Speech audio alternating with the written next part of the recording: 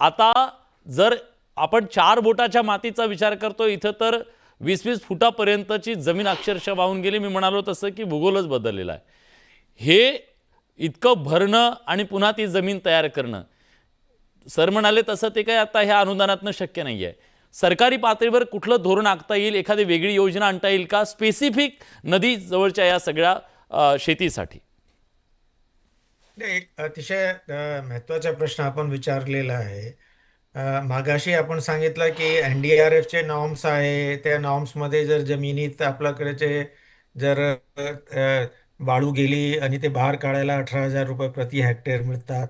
हम्म. जर आपल्याकडे असलेल्या जमीन खरडून गेलेली असेल तर 47,000 रुपये प्रति हेक्टर आहे, तेही स्मॉल अँड मार्जिनल फार्मरसाठी. हम्म. आणि त्याच्याबरोबरचा एक अत्यंत महत्त्वाचा कार्यक्रम आहे आणि तो आहे मनरेगामध्ये आयटम नंबर 196.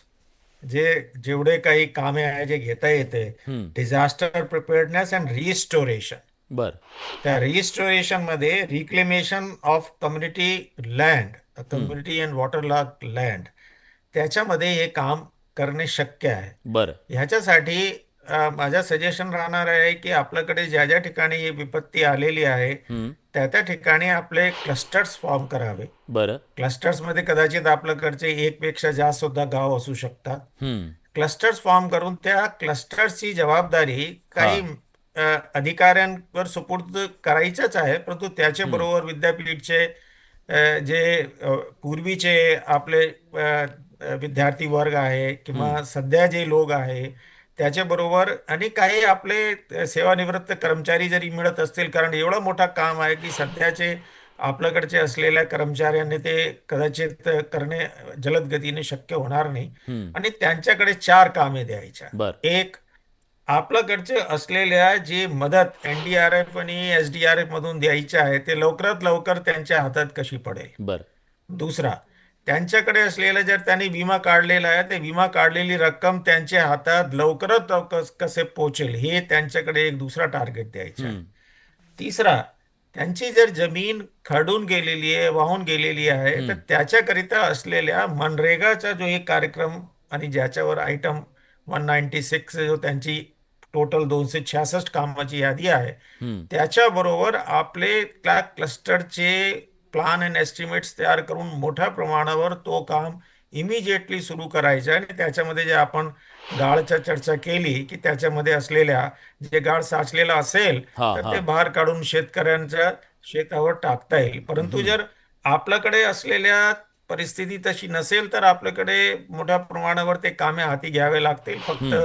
माती टाकून काम चालणार नाही. आणि चौथा काम जो आहे, ज्यांची जमीन पेरण्यासारखी आहे हम्म. त्यांना चांगल्यापैकी रब्बी कसे घेता येईल, हा. त्यांच्याकडचे असलेल्या बी बियाणे, खते, औषधे, त्याच्यामध्ये असलेल्या रब्बी ज्वारी आहे आणि हरभरा आहे.